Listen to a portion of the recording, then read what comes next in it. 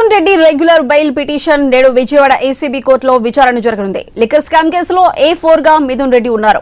రేపు ఉపరాష్ట్రపతి ఎన్నికల్లో ఓటు వేసేందుకు కోర్టు అనుమతి ఇచ్చింది. ఏసీబీ కోర్టు మధ్యంతర బెయిల్ మంజూరు చేసింది. అయితే ఈ బెయిల్ డీటెయిల్స్ కి సంబంధించి మరింత సమాచారం మా ప్రతినిధి కాంతి అందిస్తారు. కాంతి, చెప్పండి. సుధా, ఏపీ మద్యం కుంభకోణం కేసులో A4 గా ఉన్నటువంటి మిథున్ రెడ్డి సుప్రీంకోర్టులో ముందస్తు బెయిల్ తిరస్కరణ తర్వాత జూలై 19న సిట్ అధికారులు విచారణకు హాజరయ్యారు. సుదీర్ఘ విచారణ అనంతరం అదే రోజు సిట్ అధికారులు ఆయనను అరెస్టు చేశారు. ప్రస్తుతం Mithun Reddy Rajahmundry central jail remand ఖైదీగా ఉన్నారు. అయితే రేపు ఏదైతే ఉపరాష్ట్రపతి ఎన్నికల్లో ఓటు వేయాల్సి ఉన్న కారణంగా ఆయన వైసీపీ ఎంపీగా ఉన్నారు. ఈ నేపథ్యంలో ఏసీబీ కోర్టు మధ్యంతర బెయిల్ ను మంజూరు చేసింది.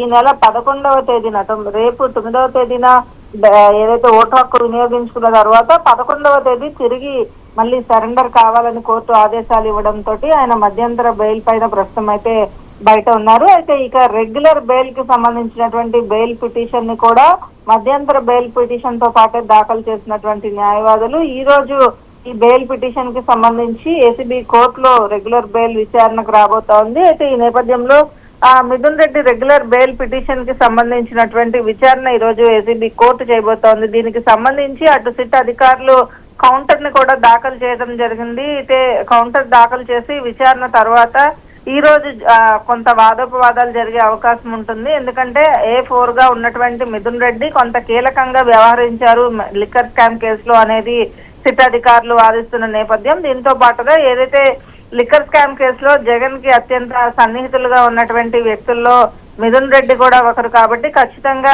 ఆయన నుంచి చాలా వరకు సమాచారం రాబట్టాల్సి ఉంది. ఆయన బయట ఉన్నట్లయితే ఖచ్చితంగా ఇబ్బందులు వచ్చే అవకాశం ఉంటుంది. కాబట్టి రెగ్యులర్ బెయిల్ మంజూరు చేయవద్దు అంటూ కూడా సిట్ అధికారులు తమ వాదనలు వినిపించబోతూ ఉన్నారు. సుధా.